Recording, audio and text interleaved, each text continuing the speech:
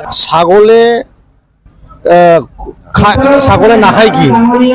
আর পাগলে নকয় কি গতিকে फोरनि समस्याखौ बिथाङा दिनैहाय समाधान खालामनानै होगोन होननायनि बाथ्रा बुंदोंमोन नाथाय जों दिनै मा नुनो मोनदों प्रमद बर' बिथाङाहाय गोबां गिदिर गिदिर टेम्परारि प्रग्राम खुंदों नाथाय जोंनि बिटिसिनि सिङाव थानाय मोनसेल' जे इउनिभार्सिटि बडलेण्ड इउनिभार्सिटियावहाय दिनै बिथाङा प्रग्राम खुङो गोबां फैसा खरसा खालामो कौटि फैसा खरसा खालामो नाथाय दिनैहाय इउनिभार्सिटिनि मोखाङावहाय दिनैसिमबो प्रमद बर' बिथाङा जुदि जोंनि बडलेण्ड इउनिभार्सिटिनि थाखाय सानोबा बा बडलेण्ड इउनिभार्सिटियाव फरायनाय फरायसाफोरनि थाखाय सानोबा बिथाङा दिनै इउनिभार्सिटि बायहेरायावहाय मोनसे स्ट्रीट लाइट बिथाङा मानो बानायनानै होआखै दिनै प्रमद बर' बिथाङाहाय जुदि लाइमोनफोरनि थाखाय सानोब्ला दिनैहाय जोंनि लाइमोनफोरनो मानो दिनै मोनसेबो साख्रि होनो हायाखै फैगौ सप्तानिफ्राय मोनफ्रोमबो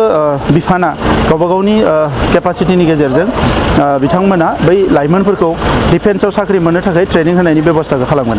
दिनै प्रमद बर' बिथाङा दिनै इउनिभार्सिटियाव फरायनाय स्टुडेन्टफोरखौ सानोब्ला दिनैहाय प्रमद बर' बिथाङा मानो इउनिभार्सिटिनि सिङाव मोनसे कमन टयलेट बा गार्लस कमन रुम दिनै बयस कमन रुम बिथाङा मानो बानायनानै होआखै दिनै जों नुनो मोनदों इउनिभार्सिटियाव रिजाल्ट मोननो थाखायबो दिनै फरायसाफोरा धरना खालामफैनांगौ दिनै जों नुनो मोनदों जे दिनैहाय BA पास खालामनाय जाय बडलेण्ड इउनिभार्सिटि गासिबो जेसेबां बुरजा जइन जादों बे गासिबो खाम्पानि फिसाला आरो फिसाजोफोर गोजा इउनिभार्सिटिनि सिङाव थानाय कलेजफोराव फरायनानै दिनै जाय बिथांमोना दिनै BA पास खालामदों बिथांमोना दिनै कटन इउनिभार्सिटियावहाय MA नि थाखाय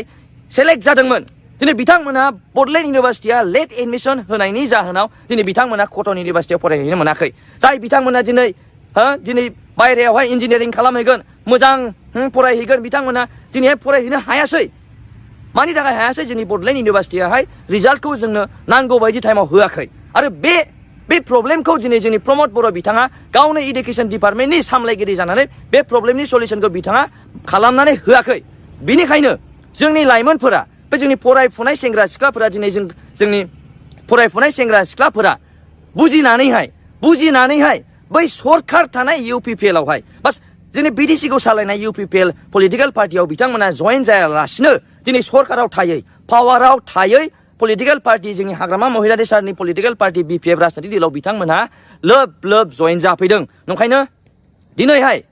जाय बिथांमोनहा दिनैहाय जोंनि BPF पलिटिकल पार्टियाव जइन जाफैदों बिथांमोनखौ जोंनि BPF पलिटिकल पार्टिया अरायबो बोजबनानै लागोन आरो जोङो वेलकाम खालामदों आरो फैबाय थानाय समावहाय प्रमद बर' बिथांखौ जोङो BDC खौ सालायनाय बिथाङा जे UPPL नि माने परिबर्तननि नाम लानानै जे बिथाङा दिनै UPPL सरकार सालायदों बिथांनि UPPL सरकारखौ जोङो बोखारनांगोन मानोना बिथांमोना जोंनि रायजो राजाफोरनि थाखाय बिथाङा जेबो खामानि मावनायखौ जों नुनो मोनाखै बिथाङा दिनै BTR एकर्ड जानायनि उनावबो जोंनाव एनकाउन्टार जानायखौ बिथाङा हमथायाखै दिनै BTR एकर्ड जानायनि उनावबो बिथाङा जोंनि ओनसोलाव इभिक्सन जानायखौ बिथाङा होखाराखै दा नंखायनो दिनै जेबायदि फरायसाफोरनि जे समस्या दिनैहाय बडलेण्ड इउनिभार्सिटिनि आन्दाराव थानाय कलेजफोराव जाय बिथांमोना फरायगासिनो दङ बिथांमोना आरो बुजिनो बाखि गैला दिनैहाय जोंहा बुक मोना इउनिभार्सिटिया बुक मोना प्रमद बर' बिथाङा दिनै बडलेण्ड इउनिभार्सिटिनि थाखाय मोनसे बुक पाब्लिकेसन बिथाङा बेखौबो खालामनानै होआखै दिनै बिथांमोना नेटनिफ्राय सार्च खालामनानै फरायनांगौ PDF फाइल डाउनलड खालामनानै बिथांमोना फरायनांगौ दिनै प्रमद बर' बिथाङाहाय जुदि दिनैहाय BDC नि इयुन जोलैनि थाखाय सानमारोब्ला बा BDC नि फिउचारनि थाखाय सानमारोब्ला बिथाङा जोंनि लाइमोनफोरनि जे समस्या बेखौ बिथाङा मानो सलिउसन खालामनानै होआखै नंखायनो जों सानो आरो लाइमोनफोरा सानगासिनो दङ जे प्रमद बर' बिथांखौ BDC निफ्राय जोङो बोखारनांगोन आरो हाग्रामा महिलारि सारखौ जोङो सरकाराव लाबोफिननांगोन मानोना जोंनि BDC नि थाखाय बा जोंनि BDC नि रायजो राजानि थाखाय सानग्रा आरो मावग्रा एकमात्र सासेल' जाय जोंनि दिनै BDC खौहाय जिर'निफ्राय दिनैनि परिबेससिम लाबोनानै होफैदों बे जाहैबाय जोंनि हाग्रामा महिलारि सार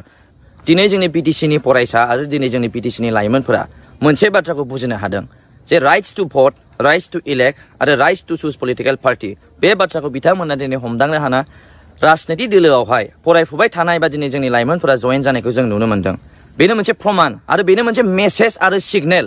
जे जोंनि BDC खौ सालायनाय UPPL आरो BJP आरो प्रमद बर'नि नेतृत्वआव BDC सरकारा दिनै जोंनि रायजो राजानि थाखाय खामानि मावनाय बा दिनै जोंनि फरायसा बा दिनै जोंनि लाइमोनफोरनि थाखाय खामानि मावनाय मोजां सुबिदा होनाय बिथांमोना नुनो मोनाखै जायनि थाखाय दिनै बिथांमोनाहाय गावनि फरायफुबाय थानाय अबस्थायावबो दिनै राजनीति दोलोआव जइन जाफैनांनाय परिबेसखौ जों नुनो मोनदों दिनैहाय जोंनि लाइमोनफोरा दिनै गोबां समस्याखौ जों नुदों आरो बुजिदों जेरै जोंनि BDC हालामावहाय BTR एकर्ड जानायनि उनावब्लाबो जेबायदि इभिक्सन सोलिगासिनो दङ जेबायदि एनकाउन्टार सोलिगासिनो दङ बेखौ जोंनि लाइमोनफोरा एक्सेप्ट खालामाखै होननानै बै लाइमोनफोरा जोंनि बाथ्राखौ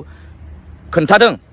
आरो बेनिखायनो बिथांमोना मोनसे डिसिसन लादों जे BDC खौ बासायनो थाखाय आरो जोंनि BDC नि जौगानायनि थाखाय जोंनि जाय बिटिसि एकर्ड खालामदों मानाव गेदेर जोंनि हाग्रामा महिलारि सारखौ पावाराव लाबोफिननो थाखाय दिनै बिथांमोना जानजि खाफ्रागासिनो